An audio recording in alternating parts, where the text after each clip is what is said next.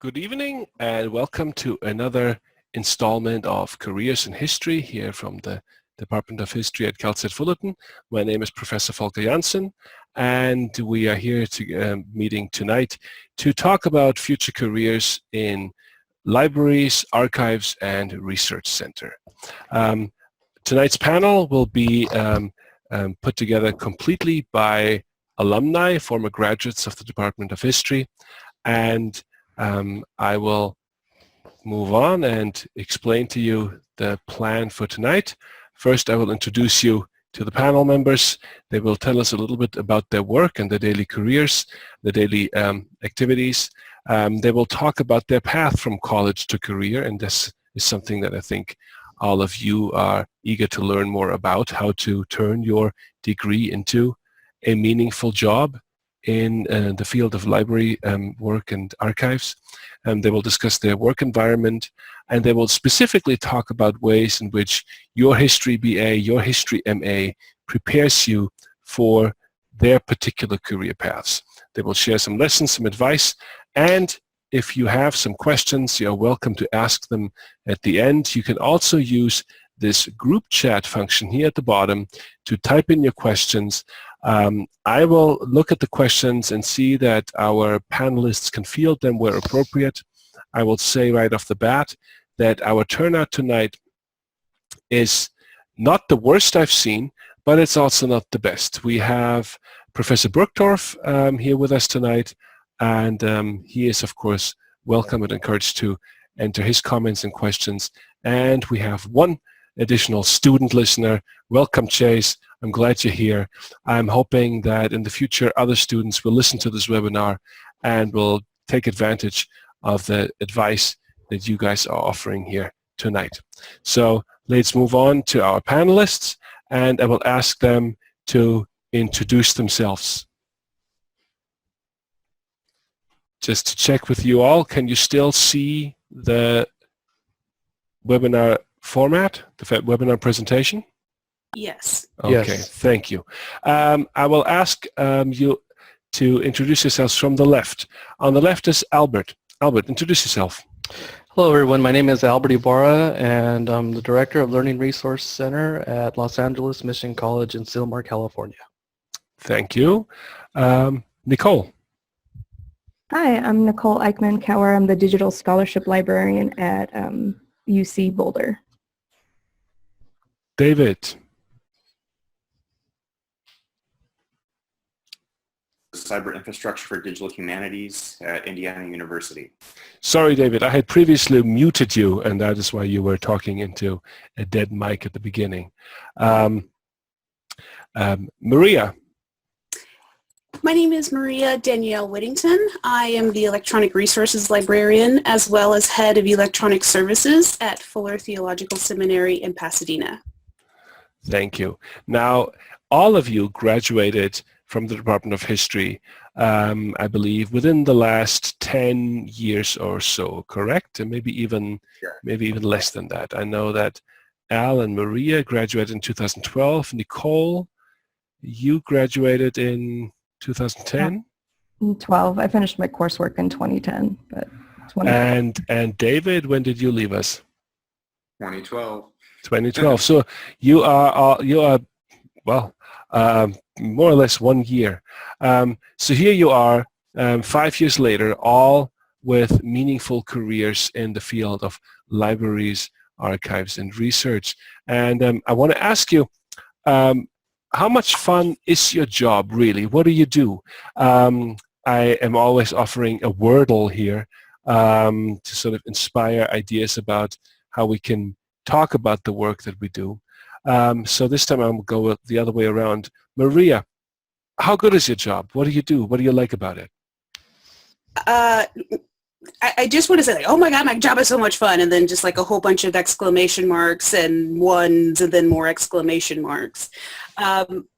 My job essentially is, it's kind of twofold. It's helping people access our e-resources, whether that's a database or e-journal, e-books, so on and so forth. But then it's also teaching people who don't really know how to use those effectively. So and being an electronic resources librarian, I mean, that's essentially the future of libraries. They're going to be sadly moving away from print, but with electronic resources, ebooks, many more students, especially in the various formats that you can purchase ebooks in, as well as databases. Many more students can access these than just having one book on the shelf. So I have a lot of fun at my job, probably way too much, but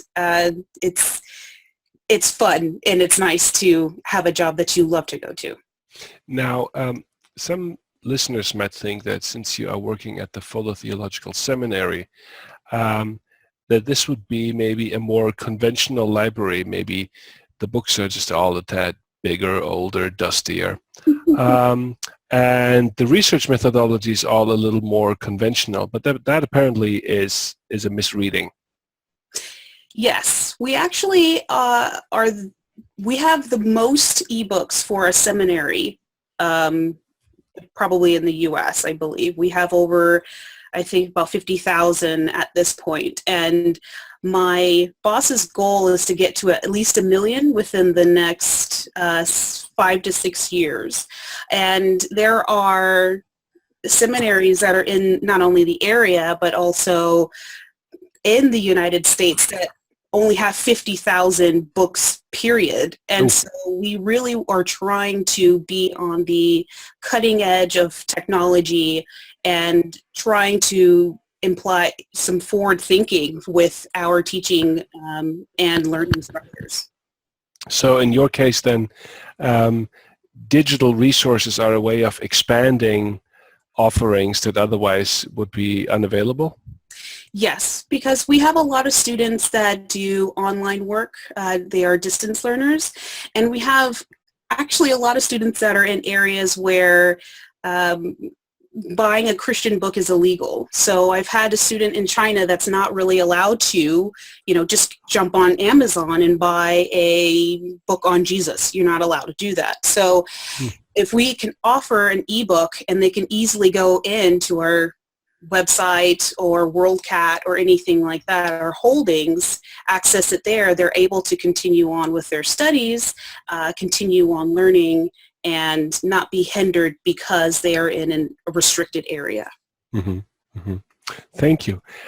David, how much fun is your job? What do you do day to day? What do you like about it? I have a lot of fun at my job, actually. Day to day, I think that's what I like about it is day to day is kind of different every day. I don't feel like I do the same thing. A lot of what I do is consultations with either faculty or graduate students on projects that they're working on. So I've been helping a lot of students with like their dissertations, and they have some sort of a digital element to their dissertation, whether it's a website they're creating, a network graph. They're trying to do some sort of text mining using the R statistics programming language. So I kind of help with all those different types of things. And I like it because I've had people from history departments, English departments, musicology department, even the library, some of the librarians, I've teamed up and done some projects with them. And so I feel like it just keeps me jumping, keeps me learning. Mm-hmm. So if I hear a lot of student service-oriented work with Maria, with you, it sounds like you are still very much connected to academic research. Yeah, not a lot of my own. Although there have been moments where I've been able to kind of jump into my own stuff here and there, but and that's kind of the fun of it, is getting to see the research other people are doing and kind of getting help with it and help provide them with the tools and the resources that they need. Sometimes it's teaching them how to use them, and other times it's kind of flat out, they just hand me some data and say, I have no clue how to do this and I don't have time to learn it. Can you figure out how to make this work? Now, you may actually there have tapped into what is maybe the most rewarding part of the work of any history professor, and that is teaching graduate students and guiding them in their research ideas, because I think for most of my colleagues, that's sort of the ultimate challenge and fulfillment to guide other students towards research. So you're lucky in that regard that in your work you get to do that on a routine basis. Yeah. Nicole, how about you?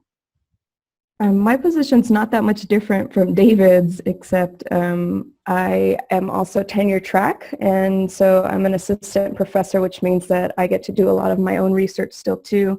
But in terms of my day-to-day, I also absolutely love my job. I work with researchers on creating digitally inflected projects, and that's from ideation to post-publication and assessing their publication options and evaluating all those things for promotion and tenure, and also preserving their research for others to access it. I also teach them different tools and methods similar to David. So would it be fair to say that both you and David know a good deal about what's called the digital humanities? Yeah, I would consider us both digital humanists. Yeah, definitely. Okay, because that's the very field in which I'm saying this for those listeners who may not know the specializations in the department. We just expanded our number of faculty who work with a specific emphasis on helping students develop their digital dimensions in their work. So it looks like for those of our students who want to follow down your path, they have both you as models and current faculty to support them in that. Albert, or Al, I should call you Al, right? I answer to both. Okay. So what do you like about your job? What is your day-to-day routine like? My job is a little different than Danielle's, David's, and Nicole's. Whereas I've already transitioned out of being in the field as a librarian, and I've moved into administration. My specific responsibilities are to manage learning labs to supplement instruction for faculty. So I manage about 5 learning labs in 3 centers over 2 campuses. And if I were to classify myself as a librarian, which technically I am, I'm a tenured faculty track faculty position. My position would fall more on the side of reference and instruction, but heavily on the instruction side. So I manage a number of student tutors and peer mentors for community college students to assist them with whatever they need to be successful in college. And typically these are first year and second year college students. We do have some graduate students coming back to take courses that would help them in their coursework and whatever university they attend, but typically we're looking for the first and second year students. Mm-hmm.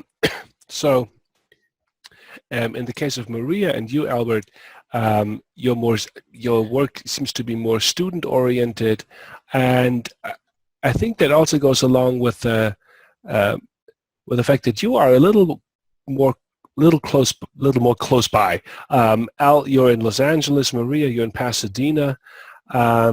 David and Nicole, you had to search for your job a little further across the nation, right? I mean, Nicole, you're in Boulder. David, in Indiana, is actually here on this call 15 minutes after midnight. So across the nation. Is that related, the fact that you had to search further and wider for your jobs because you are more oriented towards research, and that library positions that focus on students are maybe a little more abundant in closer proximity? Is that at all related? What do you think? In my case, it's more, I'm actually from out this way. I grew up in Illinois. My wife grew up in Indiana, so we kind of came back before I had the job, and then actually Nicole encouraged me to come to Indiana for my library science degree, so because that's where she went. So we kept in touch, and yeah, she was a big influence in me coming down here, and it just happened that when I graduated, the job that I have became available. So I liked it here. I applied, and it was exactly what I was wanting to do. So. I'm not sure that teaching versus research and geography have that much to do with it. For me, my choices were based on the jobs that I wanted and that I was interested in. I was in Mississippi before I came to Colorado, and so that flexibility is important, but there are plenty of research-oriented librarian and especially digital humanities positions in California. So, but it is incredibly competitive, and it seems like that a lot of people have to leave the state in order to come back because it gives them more they're more competitive that way. I think at this point we should also share with the audience that all of you, I believe, completed an additional degree after you completed your MA. Is that correct? Yes. Yeah. Can you tell us a little bit about that library science degree at the end? How many units is that? How long did that take? Where did you complete it? What did that involve? Maybe from Albert and then to Maria. I think every library school is different. There's two types of programs out there. There's the traditional MLS, which is Masters in Library Science, and then there's the other degree, the Masters in Library and Information Science, which is a little bit more of a hybrid degree between the technology side and the traditional library science degree of yesteryear. I think for my school, I think we had to complete about 63 units to complete our program. I went to the University of Washington, which is a research one institution like many others. As far as the type of librarianship one chooses to say, there's so many types of librarianships, librarian positions out there. It just depends which one you select, or in many cases which selects you. I often say that you don't choose your career, sometimes your career chooses you. When I went to the University of Washington, I intended to work on the digital side of library science, and I took every course I could regarding metadata, semantic web, linked data, because that was the side of librarianship I was drawn to. Where I sit today, I'm on a completely different spectrum of the library field. So it's really, it just depends on the candidate when you graduate. It depends on the program that you studied from, and it depends on the positions that you're applying and interested in. So that was my story from the University of Washington, but I'm sure Nicole probably has a completely different story to tell. A little bit. So at Indiana University, they don't have an MLIS, which is the the Masters in Library and Information Science. Instead, they have two degree programs, the Masters in Information Science and the Masters in Library Science. And you could also do both at the same time if you wanted to. And I opted just for the Masters in Library Science. And that was 39 units, but I had some of the courses waived because of having that Masters in History already, that I was able to have like a research course waived and a technology course waived, those sort of things. And I was able to finish my coursework fairly quickly, but I took the second year to work a lot and gain practical experience. So I worked a lot of student jobs, 5 at one point, and that's what's really unique about Indiana University is that because of the libraries, but I'm sure it was the same at University of Washington for Albert, that there's so many student jobs to give you that practical experience that also is important for that job market. So I worked in web services, I created websites and did a lot of deeply technological sort of things. And I also worked with researchers by working in the library at the research desk and consulting with researchers on their projects. And also being a research assistant to a couple of different professors. So again, having that hands-on research experience was important too. And so you could also have different specializations in our program. So there's digital libraries and archives. Now they have a digital humanities emphasis. They didn't have that while I was there. And I purposefully created my own sort of emphasis in looking also at scholarly publishing in addition to research services and digital humanities so that I could be flexible when I was entering the job market. So this sounds to me like any student who now is in the MA program in history and is interested in this should maybe already look for a job in the campus library and see whether the environment, first of all, is at all something they're interested in, and develop experiences along the road. Is that correct? Definitely. Yeah. And it also sounds like you, Nicole, you made some very deliberate and careful choices as to how to complement your history MA by picking your campus, picking the program, and showing some flexibility. I mean, did you have some connections to?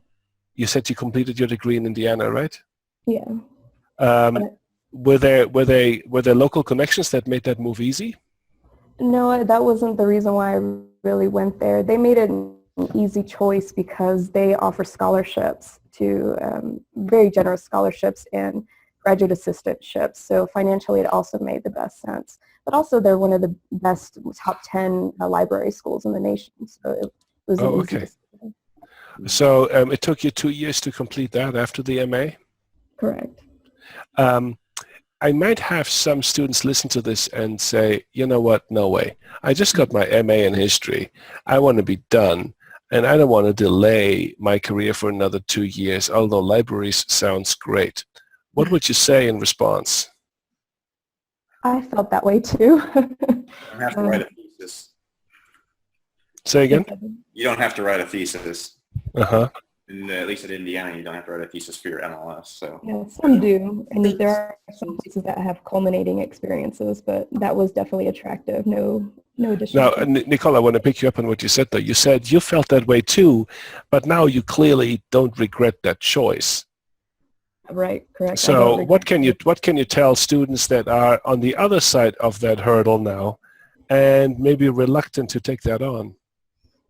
Just that 2 years may sound like a long time, but really it's not. It goes by so quickly, and it's a different kind of program. It's about professionalization and getting you oriented to maybe social science research methods, but your history degree is going to complement that very well. It's not that different.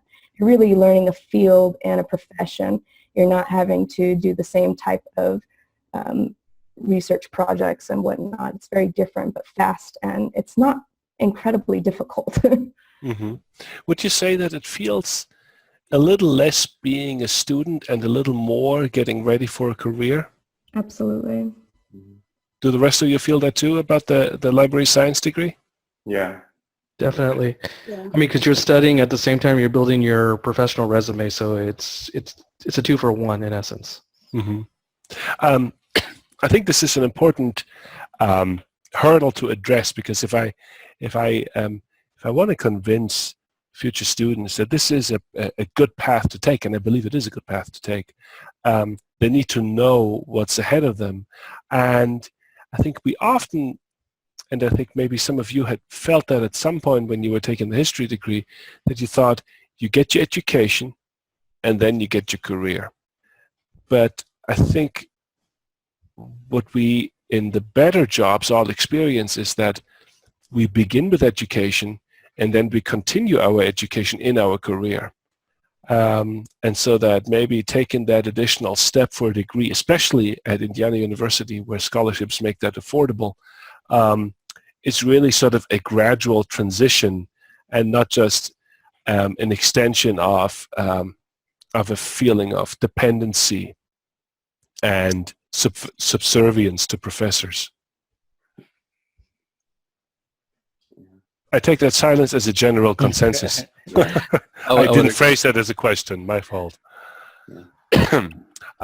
Well, let's move to another set of questions, and that is your path. Well, I guess we covered this in many ways. Your path from college to career. Maybe what we should talk a little bit more now is your time in the history program. We talked about your library science degree, but of course at first you took the path towards history. And I would like to know why you chose history, why you decided to pursue the MA after you majored, and what other career ideas you had in mind. I'll branch out now from the middle. David. Well, there's I guess a more academically appropriate answer, and then there's the answer because I studied with Dr. Bergdorf and did medieval history and studied the Crusades, and with him, and part of my motivation was just that castles and knights are cool. But I guess the more academic answer is that I also felt like history is a much more encompassing major in that you can kind of study the history of everything. Everything has a history to it. And so I feel like it prepares me, especially as I'm in this job that I have now. I'm finding that even when I'm dealing with somebody that maybe is getting their doctorate in English literature, well, I had to use bits and pieces of literature as primary sources for my research. So I have some idea as to what they're talking about, because I actually had to learn a little bit of that in order to write my thesis and in order to study history. You have to kind of know a little bit about, I think, other topics outside of history in order to actually be a good historian, which then, when you're in something like the digital humanities, really helps you to branch out to those other disciplines and have something in common, or at least some idea of what they're referencing and how to best help them with their problems. So, yeah, I think you're right, is that if you want to be a generally educated person that can contribute to debates in other fields, history is a great preparation. So I think if you want to be a universalist and be able to engage in a variety of not necessarily scholarly but educated debates, then I think history is a great foundation. Maria, what prompted you to choose history and then pursue the MA in history? Well, I got my BA at Cal State Fullerton, and I guess a few months afterward, I was feeling very, I guess the proper term would be empty. I wanted to go back. I didn't feel like my academic career was done, and I needed to go back. And so went back, and like David, also became as medievalist, but also / public historian, and studied and wrote a thesis and did a thesis project on Hildegard von Bingen. And it was just, for me, history just feels like I'm a kid in a candy store. There's always something else to learn about, whether it's culturally or it's a naval battle that should have been lost forever in time. But I don't know. It's just, I guess, I don't know. You guys, what do you think? I feel like that's what history is for me. Is just this big. You can never get enough of it, and we always need it to reflect upon and use it in context. So, I did it because I guess I'm a glutton for punishment, but I also did it because we need more historians, and we need a lot more people to put everything that we are dealing with today in the contexts of yesterday. Yeah, Nicole, do you want to chime in on this? Sure. I think that I chose history more from a humanistic perspective, since history asks you to look at all different kinds of perspectives and respect the diversity of ideas. So that's something that I appreciate about history, and it teaches cultural competency in a way too, and that's definitely important now. Yeah, I think history makes you a better person. It teaches you compassion too, and maybe that's somebody who just studied death and dying a lot in their thesis. I don't know. Albert, what drew you into history?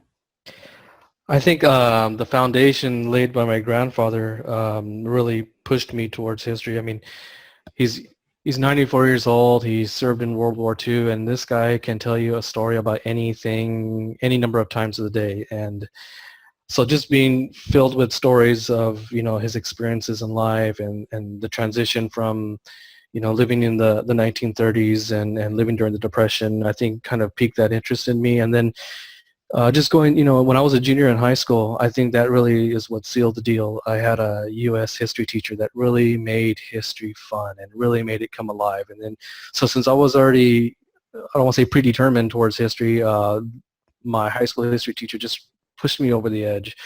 And that's what kind of sealed the deal for me. So my initial drive was to be a U.S. History teacher for a high school. So that's what prompted me to get into the program to begin with. And then just, things changed from there. I fell in love with any number of different stories and facets of history. So I want to know from the rest of you, what were your career plans when you chose history? Because a lot of people are quite ambivalent about that choice, thinking that if you want to plan for a career, you're choosing something that connects to a career like biochemistry or nursing. And history doesn't quite have that appeal for students who are thinking about their professional futures. What were your ideas? What did you think you were going to do, Maria, David, Nicole? I wanted to work in academia. At least that was my goal, and I mean I achieved it. Just I don't think it was exactly what I had in mind. I had thoughts of becoming a professor and that kind of thing, but life happens, and I'm actually very happy with where I ended up. And who knows, might still venture out and get a PhD in a few more years. We'll see, but yeah, I mean, I just wanted to be part of academia, doing research, helping others do research, constantly learning. I think that was it. I just feel like in academia, you get to be a lifelong student, and kind of what Danielle was saying about history just being this like kind of thing where you just get to constantly, it's fun. Like you just get to constantly learn. You get to constantly research and study and do things. And for me, that stuff is fun.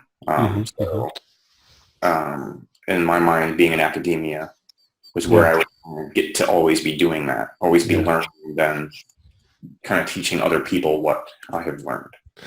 Maria, I realized that I probably should call you by your middle name, Danielle, because David and Al and Nicole, they're your friends. They're calling you Danielle, and I'm thinking, why do they get your name wrong? But I wasn't clear on this. So Maria, a.k.a. Danielle, Yes. What did you have in mind for your career?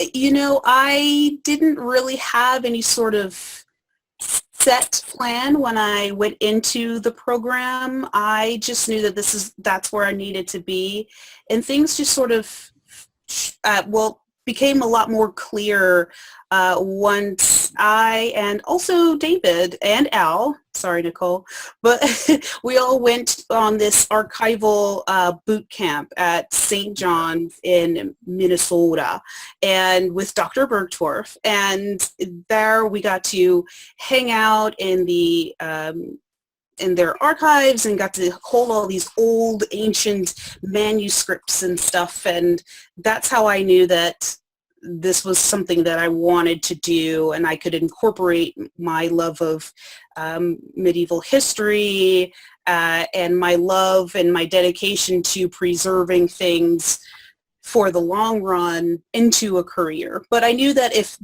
it didn't shake out that way, then history a history degree is very malleable. You can not only work in a library or an archive or anything like that, but the fact that your learning has basically prepared you to not only work well with others, but also be accepting of others in various cultures and ethnicities.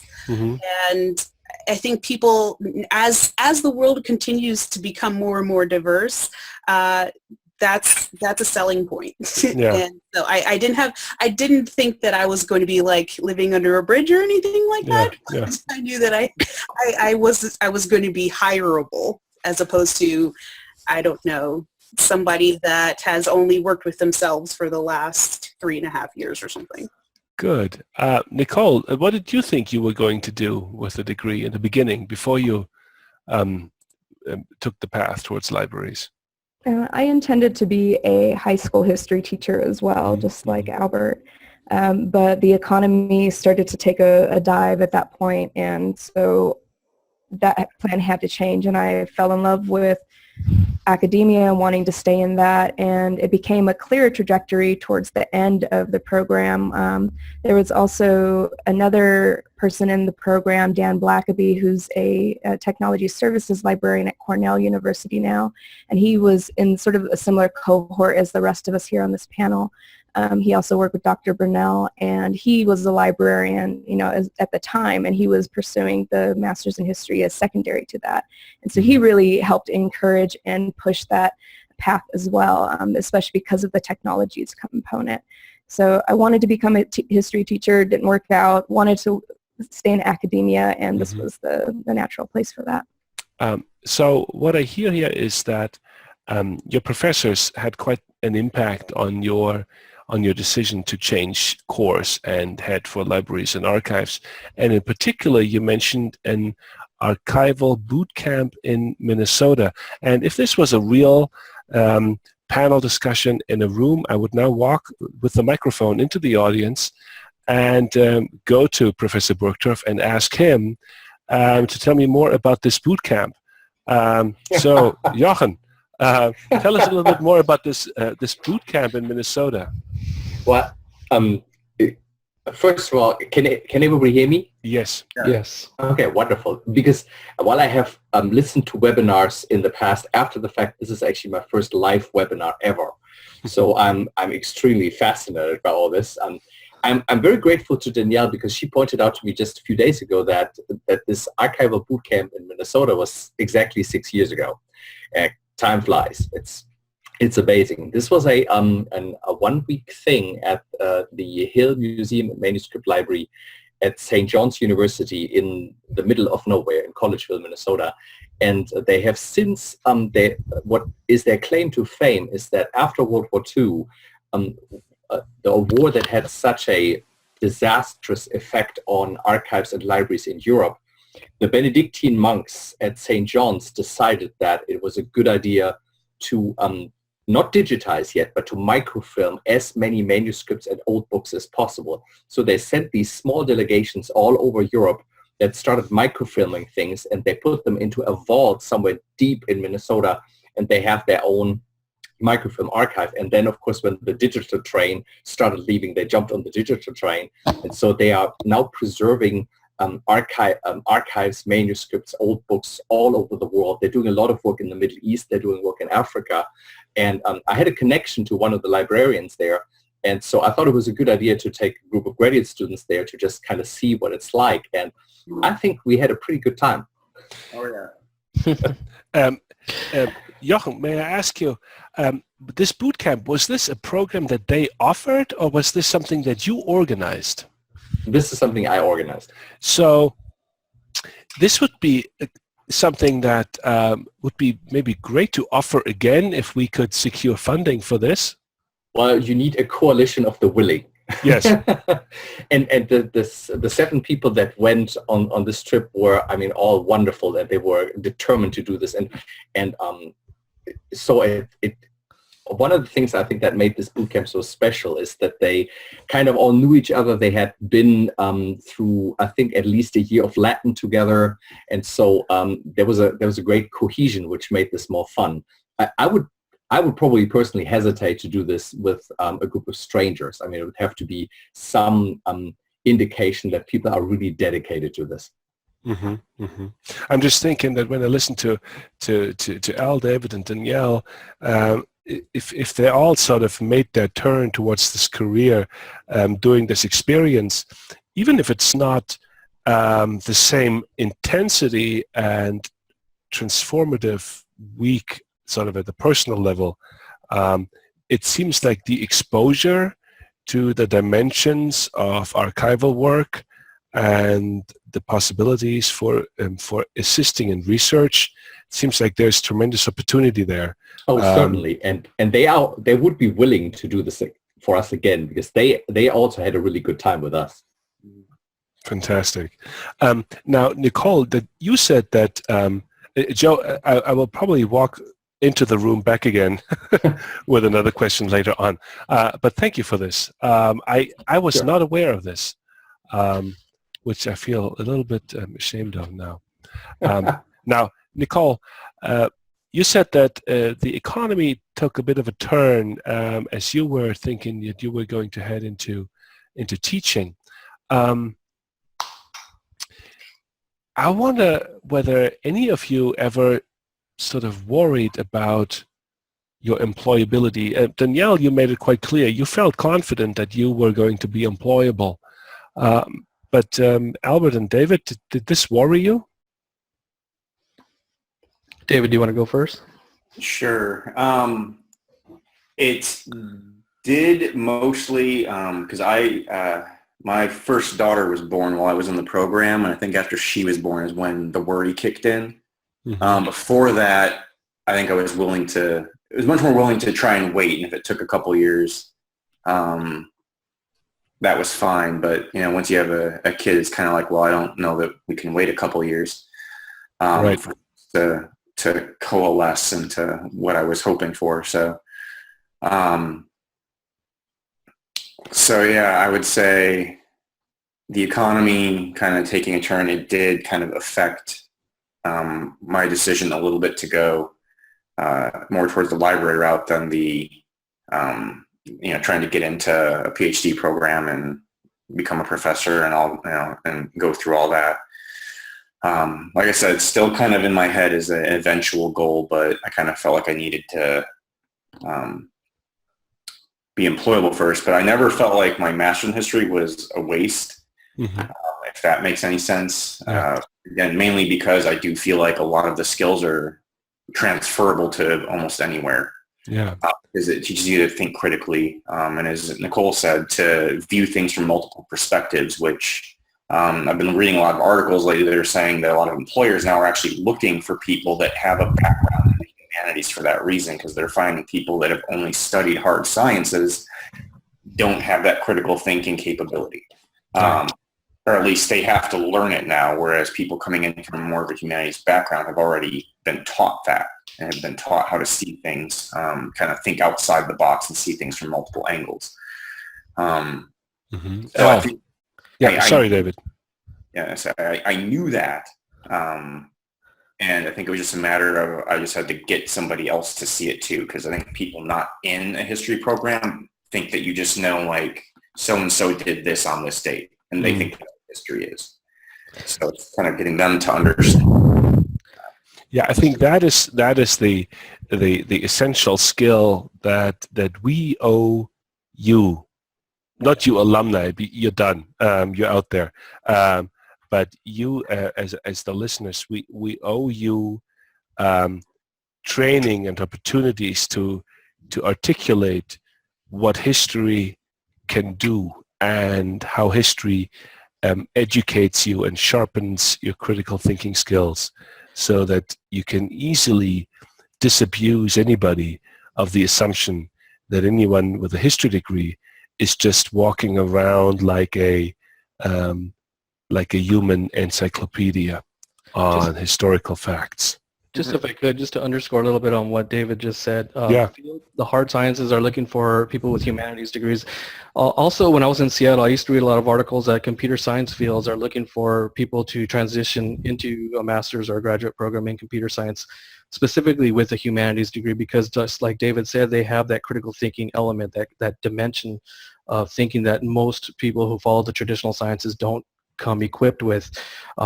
Danielle earlier said that the history degree is malleable, and I can't underscore that enough. When I often tell people I have a degree in history, they always, the obvious why history? And also, what I do is I qualify that and say I have a degree in history, which is to say I have a degree in research and analysis, and then critical thinking, research and analysis can apply to any field equally. So that's just something I really wanted to underscore. As far as my job opportunities post-graduation, I was actually more concerned prior to graduation, which is one of the reasons why I stayed in school a little bit longer. After I completed my BA, I initially tried to get into a credential program to teach high school, like I mentioned earlier, but the program was so impacted that everybody that was going to be in my cohort was asked to wait 1 calendar year in order to gain entrance into the program, because people who were trying to transition out at the time couldn't find work. So that's where I found myself in a weird position. Do I wait a year? Do I continue with the credential program, or do I look for a master's in history program, which is where I ended up. As far as upon graduation, I think the market was starting to soften. The economy was starting to open up a little bit. I mean, for me, this was 2014, so the impact of the 2007, 2008 recession was already on waning.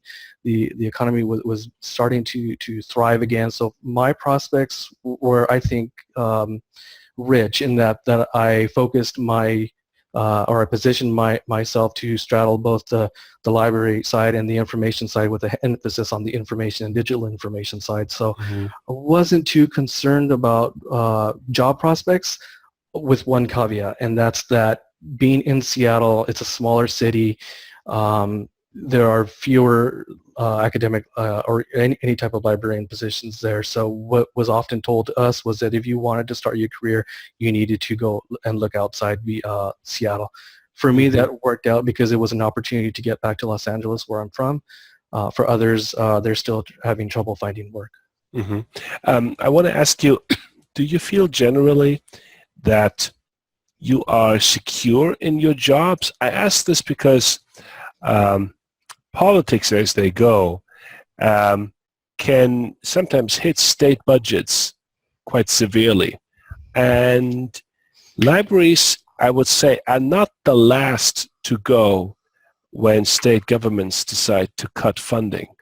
Is this on your horizon at all, or do you feel that the jobs that you have are in that regard recession-proof? Speaking for myself, I think I'm recession-proof.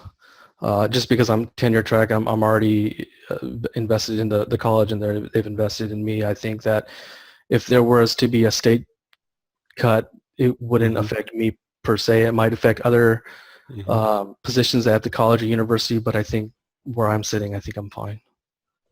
Danielle, I assume that's different for you because yours is not a state college, correct?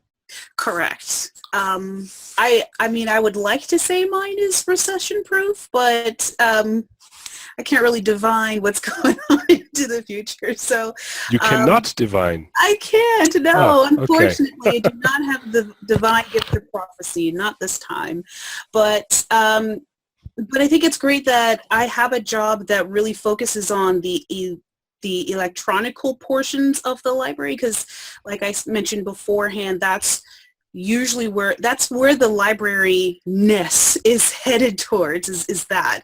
But it's also trying to create an atmosphere inside the library that gets people to want to come in. So if you can do both of those, I think you'll be fine. And that's kind of what my position entails. Nicole? I think that we're generally recession-proof. When I was in Mississippi, however, there was a budget cut, and I don't think that my job would have been at risk, but we were losing certain benefits like professional development funds and those sort of things. So that was an issue. But in terms of what my position is in digital humanities, I think is a growing area and a thriving area in libraries, and that can include digital scholarship, data services, scholarly publishing, and these are, if you are to look at all the library jobs that are coming out, that is something that you'll see a lot of, these sort of areas. So I think that I'm going to be okay for a while. I could imagine that for all of you, digital, not just literacy, but competency in terms of mastering the digital humanities, envisioning the digital humanities, and realizing it, that is one way in which you can keep yourselves pertinent to your institution and sort of maintain your value, even as the situation in libraries changes, not always to our satisfaction. I'm turning back to Joe now in the audience, who I wanted to ask, are you at all surprised to see students that you took to Minnesota so that they could look at old documents, that they are now working in digital humanities? No, I don't think I'm surprised. I'm actually really happy about that because while I'm of course getting older and all that, it's really exciting to see that the next generation is going into the kind of paths that I could not have even imagined when I was a student. I mean, I still remember writing term papers on typewriters and things like that. I still remember card catalogs, and but there was no such thing as the internet. And it's really puzzling in many ways when I look at the work that we were still able to do without all the digital things that are available to students now. And of course, the other thing that puzzles me is that with all the tools that are available to students now and to faculty and to researchers, it seems that the scholarship should be getting better and bibliographies should be getting longer and footnotes should be getting deeper, but they don't. And I think that's one of my real interests in the work that Albert and Nicole and David and Danielle are doing, is that, you know, how do we communicate as faculty with librarians, with digital humanists, humanitarians, whatever they are, and digital librarians, to actually promote what Albert called, I mean, I think very correctly, research, because I very strongly agree that a history degree is a degree in asking really important questions and then very thoroughly researching them and then getting out there to tell the story in a fashion that is appropriate to a wide range of audiences, all the way from kindergarten to a very like highbrow academic audience. So I guess in short, I'm really not surprised. I'm really excited that they decided to take this path. Thank you.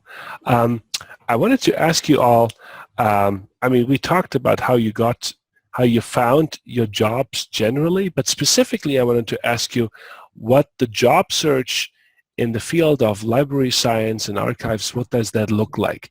What journals did you look at? Where do you go online to find job offerings?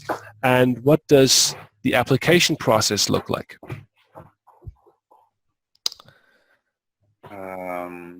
Who wants to go first? I'll go first. Excellent. Thank you, Danielle. So I graduated in winter 2014 after being in the program for a year and a half. And this is actually something that Nicole had said earlier, that it's actually a lot easier after you've been through the CSUF history department, like light years easy. Like it's the difference between going to Vietnam and then going to the playground. For me, it could be completely different for you So guys. I'm assuming that the Department of History is Vietnam? Yes. In the nicest way possible. Sure. But yeah, I graduated in 2014. There's a website called I Need a Library Job. Really? So yes, and so I went there. I went on higher ed jobs. There are a lot of listservs that I subscribed to and would get notices whenever there was a job opening.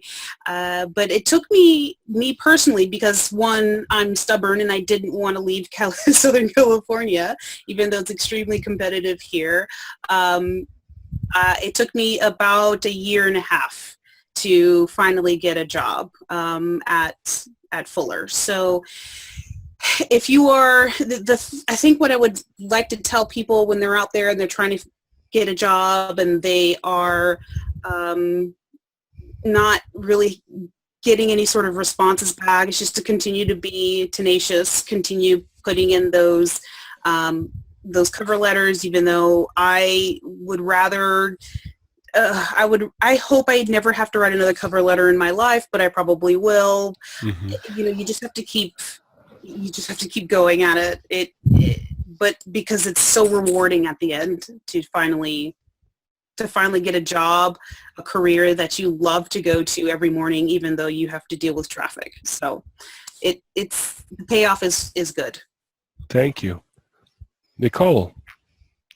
I might be an anomaly, so I was hoping everyone else would talk. Oh, okay. But I'll just say that I think I'm a rare statistic in that I had an easy time finding a job, and I don't mean that to boast at all. But I had options, and I think that really comes with being able to sell your degrees and your skills and being geographically flexible as well. I will say that experience in terms of interviewing is similar to how it would be for an academic position to be a professor in, say, the history department. You have an all-day interview, you have dinner the day before, the dinner the day of, you give research talks, job talks, you meet with a lot of different people. So it's not too different, and if there's any advice I can give on that is to really learn how to write a good cover letter. And being on search committees and having been on the other side of it and choosing candidates, that's something that is really important too. You know, that makes me think of our career center on campus. And for those students who are listening to this and who are wondering, I wish I had someone who could help me with my cover letter, I wanted to let you know we have someone who can help you with your cover letter. The Student Success Center at downstairs in the Humanities and Social Sciences building has people ready to help you to set up mock interviews for you. And while they cannot mock a whole day interview process in the way that Nicole described it for library or academic positions, I think it may be good for, say, the Department of History in the future to make some room, or maybe a little more room, to let graduate students speak to and participate in the recruitment routine that brings finalists to campus. I know that in the past we've allowed students and invited and encouraged students, especially at the MA level, to attend job talks, but there may be other ways in which we can maybe facilitate this and give you guys in the future an idea of how the kind of job search would look like for someone like Nicole or Maria, Danielle, David, or Albert. Did anyone else want to talk about the way in which they ultimately got their job, the application process? I pretty much stuck to just your general routine job boards. I looked at Indeed.com. I actually went to different colleges online and looked at their job listings because not everything gets filtered through a third-party service like Indeed. So I did a little bit more of a hunt and peck, kind of turn every stone and see what was available. Like Nicole, I think I'm probably the outlier.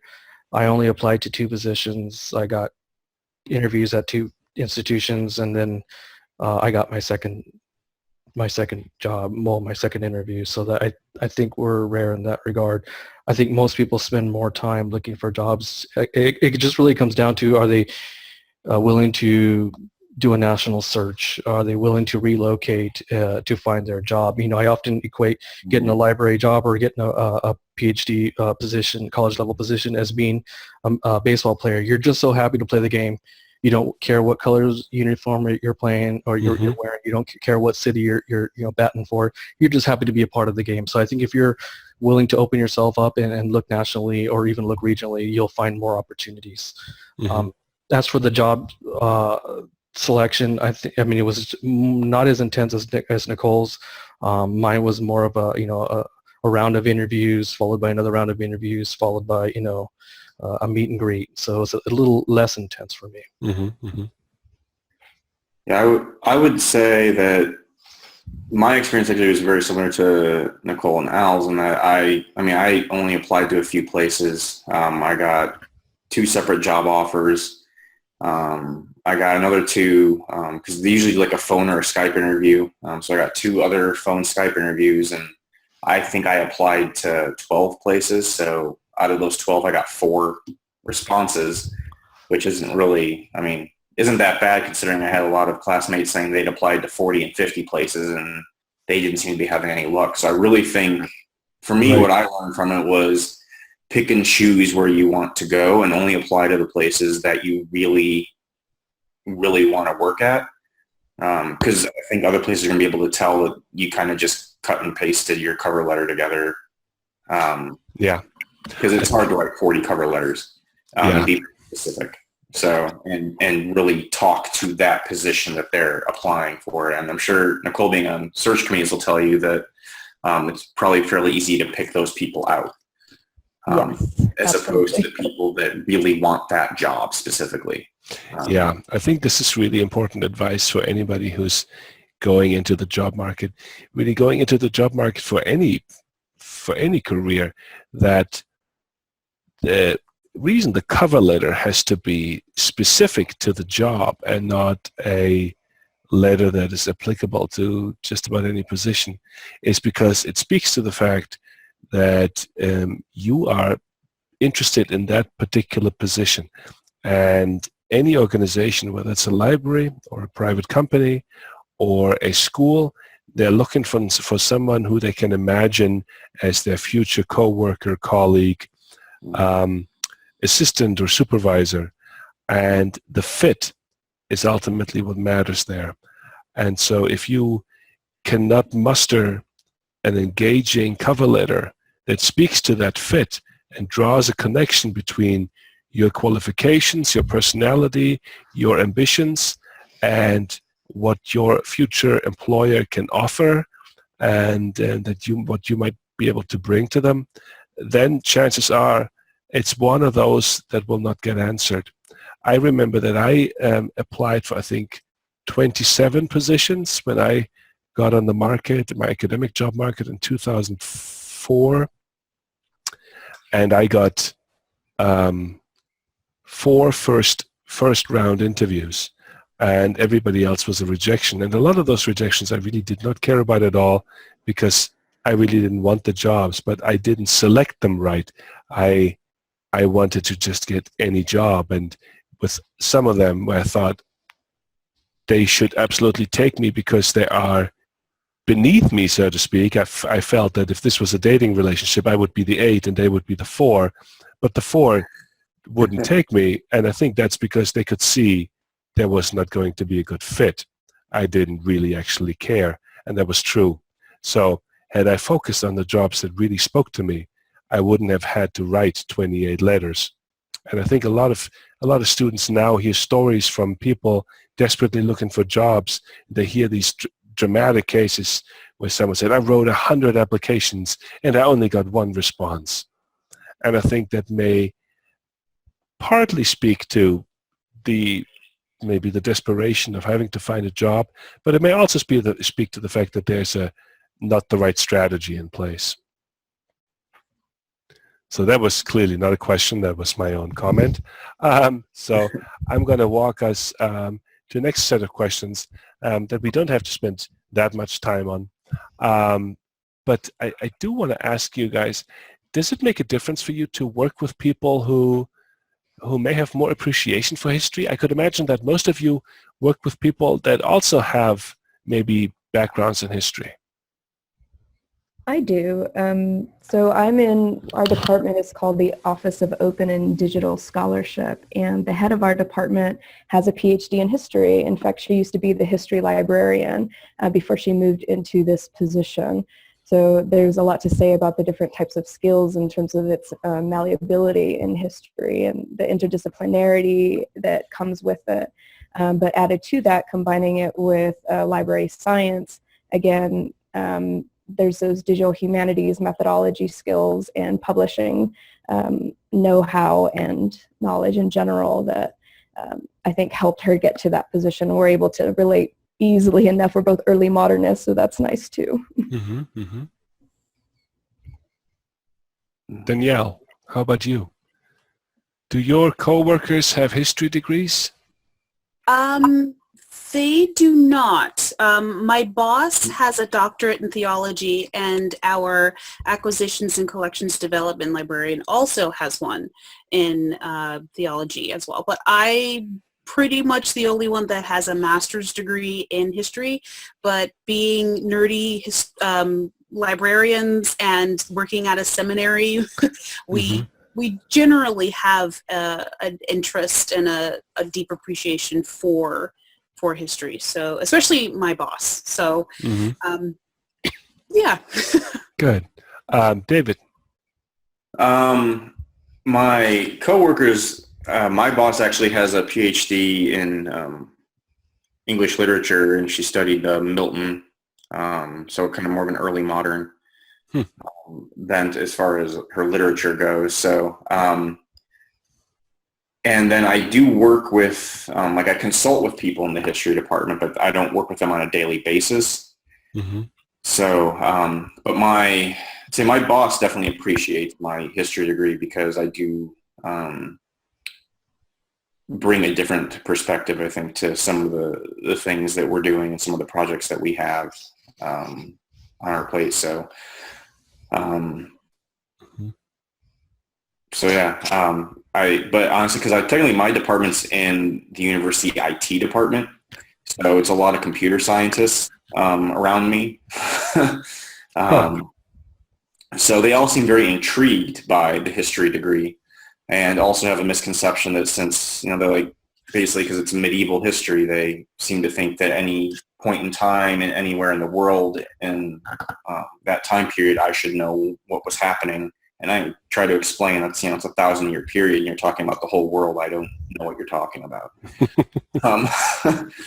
So that's always an interesting conversation to have. But they seem very intrigued by, I think, me and my boss, who's a different branch of the humanities, kind of being in the IT department, and this weird, we're cool, but they're not sure that we belong kind of thing. So. Do you guys feel that there's an important skill that you learned outside your degree? And in this case, I'm not just talking about your history degree, but also your library science degree, because obviously that was a really important one for all four of you. Is there a skill that you learned on the job that you realized, I didn't learn that in history, and I didn't learn that with library science? Yes. If I may? Yes, you may. I think the skill that really influences me daily, that I did not learn in history and that I did not learn in library science, was working and managing people. And that's that's a skill I actually learned being a part of the HSS-ICC council. Can you break that down? That's the Humanities and Social Science, I think the Interclub Council, where we would meet regularly, and essentially we manage the operations for the humanities department, for the humanities building, in terms of allocating monies for funding for various events and for clubs and organizations. I think that business element is what contributes to my daily interactions on the job, working with budgets, working with folks from a wide variety of departments, having that people person skill set that really enriches me and what really gets me through my day to day. This HSS-ICC, was that on campus here at Cal State Fullerton? That was on campus. It was on the first floor. I think it's where the Student Success Center is now located. I've since been to campus, and it's a completely remodeled space. But when I attended Fullerton, that was a space for students who essentially were student leaders in the making. Okay, so it was your co-curricular engagement outside of your coursework. Yes. Okay, very good. Thank you. A month ago we had a webinar here on work in outreach and NGOs, and we had an MA here who really, I think, made his application for his particular fundraising organization stick most effectively with all the work that he did outside of class, all the activism that he demonstrated on campus. Anybody else learn any skills after their degrees where they felt like this is actually quite an important one? If I may. Okay. Yes. Go ahead, Dee. Go ahead, Nikki. You go. Nope, you go. She muted herself, didn't she? Somebody go.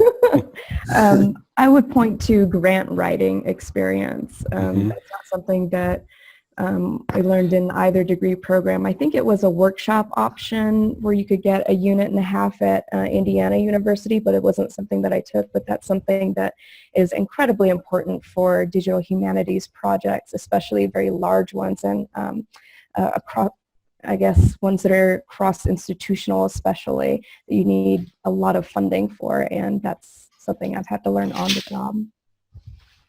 Yeah, I think that sounds like something that with a little bit of preparation and help, we could possibly offer current graduate students as a workshop option for some form of credit. because I think that becomes important in a growing number of possible positions. Danielle. Yeah, I was just a little one. Teaching technical skills to somebody who's completely terrified of technology, Mm-hmm. it takes a little bit of a lot of bit of grace, and it wasn't anything that I learned at Cal State Fullerton because I taught myself essentially. Same at SJSU, taught myself. I didn't really have to teach anybody how to, delete their cookie history and or how to use EPUB formats with ebooks. So learning how to do that in a way that doesn't make somebody that you're teaching feel dumb, because once that happens, then they automatically stop listening to you and then want somebody to just do it for them, which doesn't help them at all. So that was, I guess you and Al, you both have a bit of a teaching element in your work, and so you also need to think about pedagogy. Definitely. Okay, well, I'm just taking your word for it that you're thinking about it. Is this, are you talking about in your jobs, are you talking about the difference, say, between the lecture format and the active learning concept? Is this something that engages you in the way that it actually engages us as faculty? For me, it definitely does. I have a lot of teaching and have done a lot of teaching, especially at Mississippi State, where that comes in and active learning and learning different techniques to engage people so that it's meaningful for them, beyond, yes, just spoon feeding people, so to speak. Yeah, definitely we're thinking about that and critically engaging, not with just the content that they're working on, but the tools themselves, and thinking about biases of which, say, a text mining tool and algorithm may have. So that's something that, we engage with a lot. And I'm sure David can speak to that too. Yeah, because I helped teach the digital humanities class this last fall, and a lot of that class is, the first part of it is kind of more of a lecture, but then the second half of the class period is usually reserved for them using the thing that we just kind of showed them the basics of how to use. So whatever tool that might be that we were talking about, and so kind of doing much more of a hands-on. Especially when it comes to digital humanities, because a lot of it is, what are the tools that are out there? How do they actually work? And especially when you get to things where you might have to do a little bit of coding, people definitely freak out, especially if they, the extent of their computer knowledge and digital knowledge is sending emails. So trying to, I think a little bit Danielle was saying, like, how do you do that in a way that you don't want to make them feel dumb? Because I was there at one point too, and somebody was kind enough to teach me without making me feel like an idiot and scare me off. So I think the other hard part is, once you've been in it so long, trying to remember what is common knowledge and what is not. Because it's very easy to say something as if everybody should know it, and then realize, oh, that's not something everybody knows. It's just, I do it every day and forget that this is not you're not born knowing this thing that we're trying to teach you. So well, talking about things we're trying to teach you, I want to reintroduce you to the learning goals of the BA and the MA that we are currently pursuing with students to varying degrees of success. And I want you to look at this and sort of tell me which of these you find really most relevant on a regular basis on your job. Because what I would like our listeners and future students to understand is that the things we are hoping to accomplish with our degrees is actually something that can really be applied very directly in a job. So look at these, and when you see something where you think, oh, you know what, that's actually something we do quite a bit, raise your voice.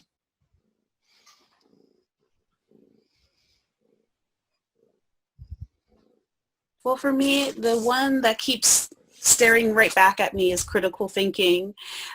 It's really vital in my position to be able to think outside the box to try to replicate whatever problem somebody is experiencing.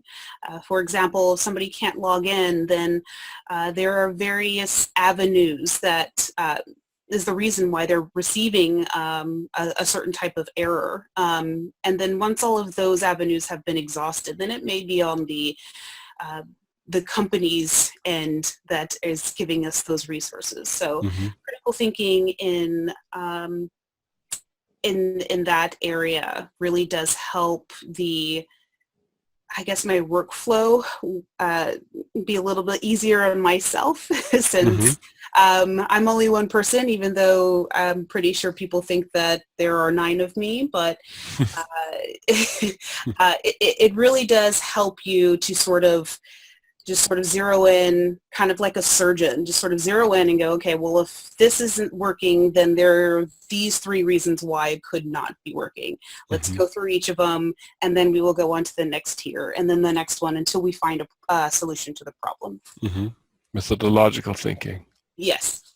Yeah, I would concur with Danielle. I think especially in the digital humanities, you get a lot of people that a lot of times are just excited when they've gotten the tool to work and forget to actually analyze the results and see if they're actually helpful for their research or if it's actually showing what they're needing it or wanting it or hoping it would show.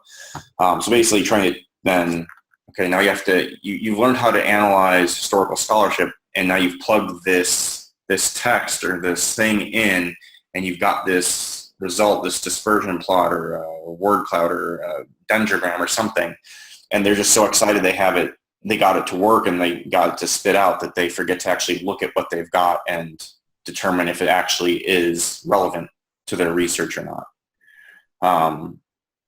And so I think that is a big skill, especially in the MA part, the critical analysis part, where now you have to analyze it.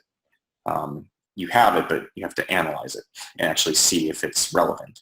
This is why I think historians are so important in the digital humanities, and why it's so important for your IT colleagues to have you there, because if the emphasis is on digital capabilities, the outcome will always be more determined by the possible rather than the meaningful. And I've seen I think it's getting better now, but for a while there was such an enthusiasm over the things you could do digitally that people just felt compelled to do them. And in the end, you looked at the product and you thought, well, this is pretty and it's amazing that this is a digital work, but it actually did not aid understanding. It did not offer a new visualization that was actually helpful in any way. And I think that's where, you guys with your historical knowledge can make a big difference in focusing on where digital technology can make a meaningful difference, not just dazzle.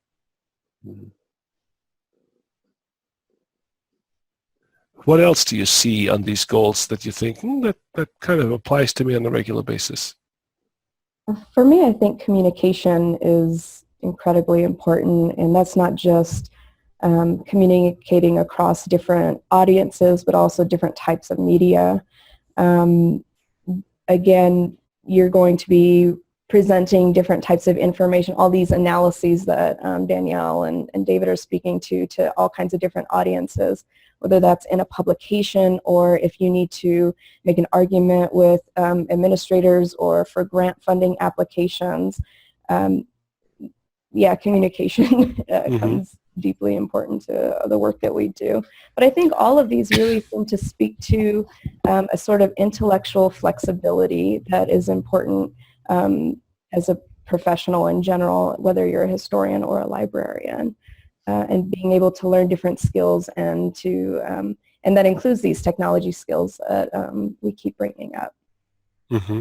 Yeah, I think intellectual flexibility is a wonderful term to describe what you offer and what is needed. Do any of you feel that you are cultivating broad historical knowledge and understanding?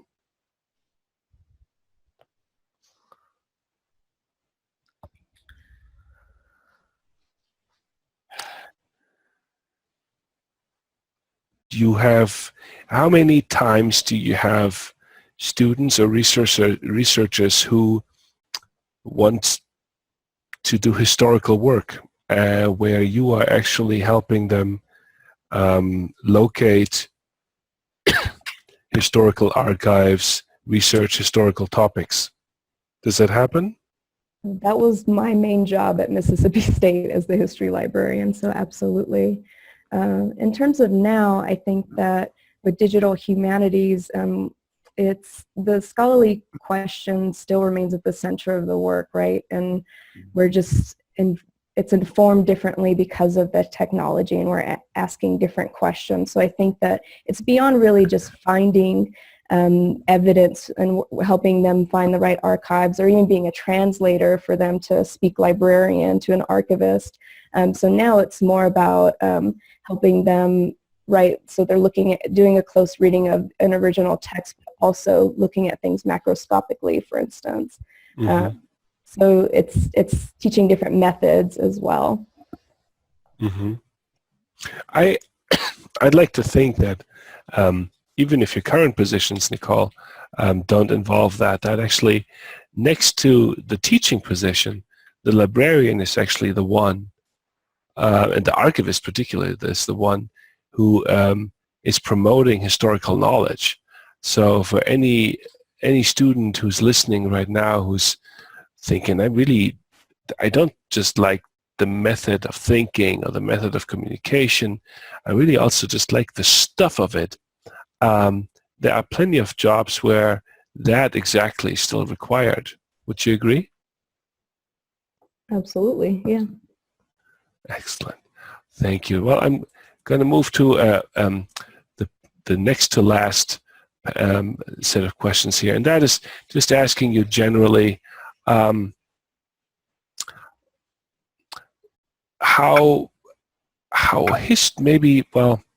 guess we've talked quite a bit about how historical knowledge and thinking has shaped your career. Maybe the second question here remains most relevant. For those students who are currently in their major or currently completing their MA, that may be an easier one for you to tackle. What advice and recommendations would you give them if they are at all interested in work in libraries and archives?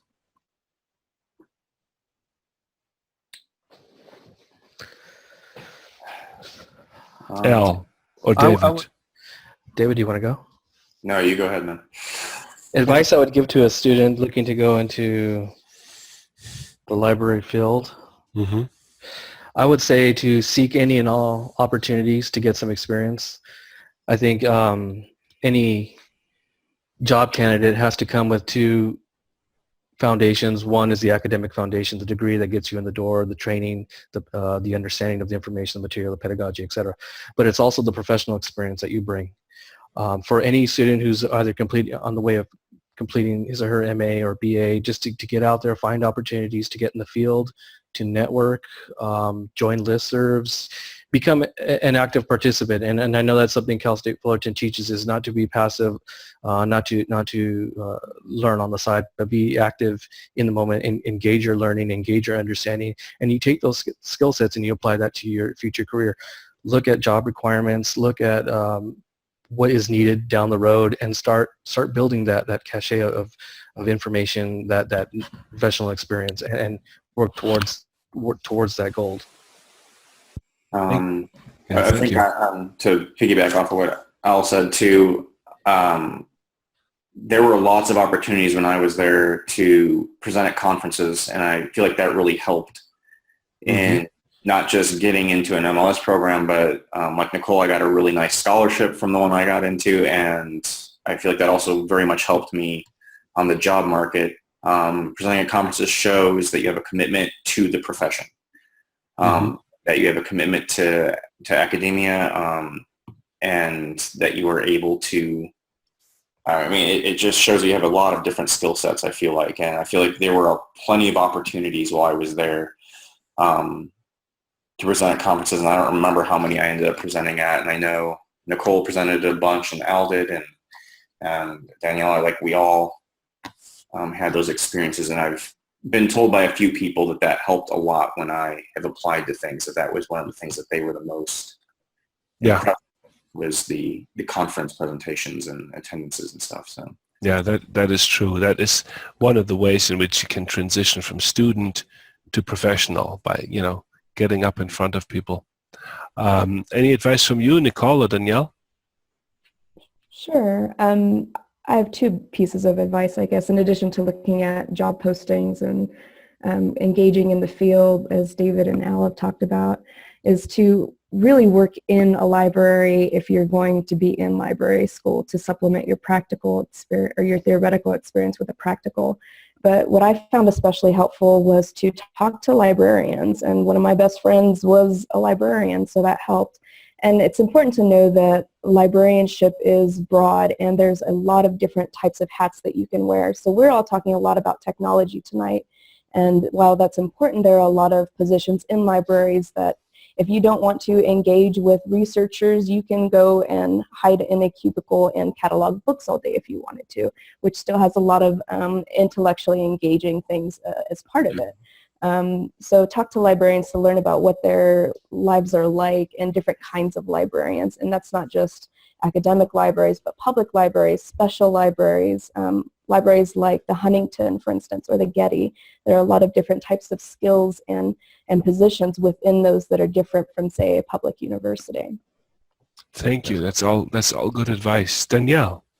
Yeah, just to piggyback off of that, when I entered into library school, I didn't know exactly what part I wanted to fit into. I didn't know if I wanted to stay in archives or if I wanted to do something else. And so I varied my internships. And so I interned at a public library. I interned at the Natural History Museum. I actually interned at Cal State Fullerton as a research assistant. And so it just, I would say just to diversify your internships, those opportunities to just sort of try it out. It's a trial basis. And if you really, really like it, then continue on and follow that path. And then I would say to join professional organizations, ALA, ATLA, ASSIST, things of that nature, because then you have your like-minded individuals with you. And usually depending, I'm not sure if UW or Indiana does the same, but I think for the first year you get a professional organization for free. Do you guys do that? Did you guys get that? I think so. I think we got ALA. Yeah. Discount. We did. But yeah, join, be a part of that. Just try to be as involved as possible. I mean, the reason why Al, Nikki, and David and I are still friends to this day is because we made the mistake of getting into Pat and getting in there deep, and we're friends for life, unfortunately. Sorry, guys. But and then just do the same when you're in library school. You may not have deep forging relationships as you did with Pat, because Pat is awesome, but ALA, ASSIST, and their student organizations will help you in the long run. Mm-hmm. All good advice. Thank you. Now it comes that last opportunity for the small audience that we have to ask any additional questions. Now, okay, I didn't mean to share all that banter here, but this would be the place for our audience of, well, two, to ask any questions. So Chase, if you can hear us, or Olina, if you can hear us and you want to ask a question, feel free to type it into your chat. I'm also willing to open your microphones if you want to ask any question in person. Olina, your microphone's open. If you have any question, go ahead.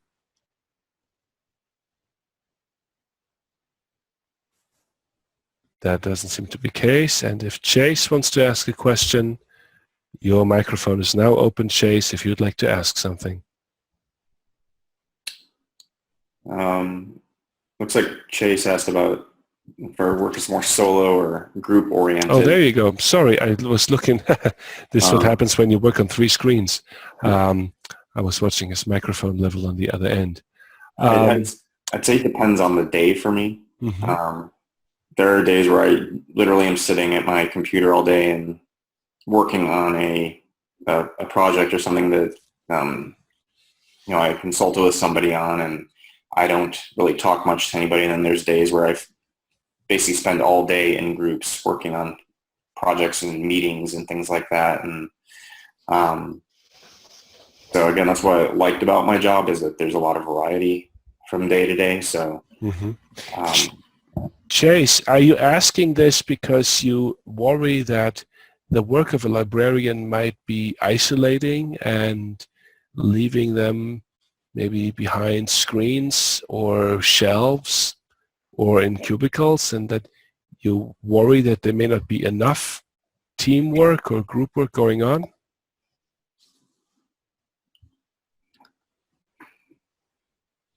Well, if that is the case, I think we can hear from all of our panelists that there seem to be a lot of opportunities to be working in groups, to be working with others.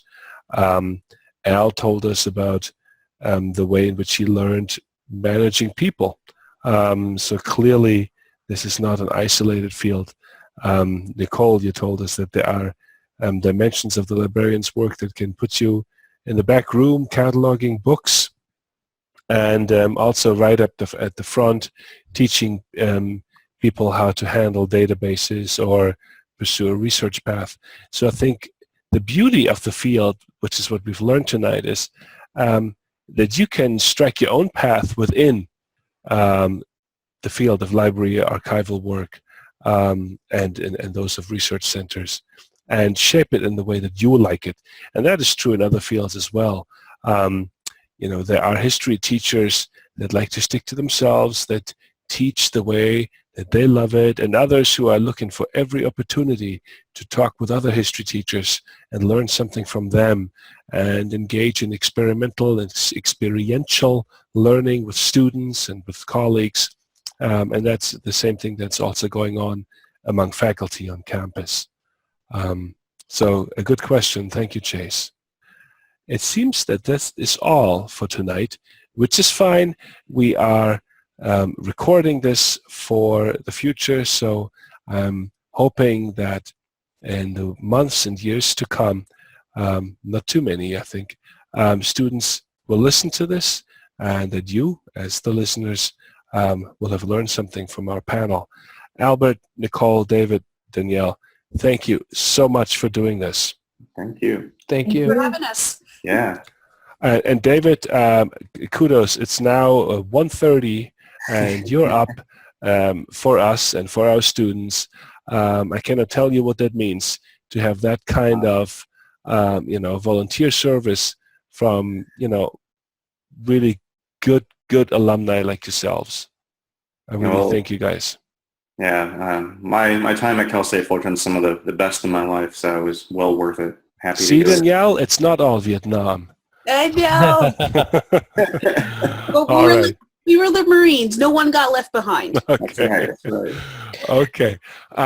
So forgive us for all those Vietnam metaphors, everybody. And I wish you all a good night, and hope that there'll be an opportunity to repeat something along this line maybe in a couple of years from now.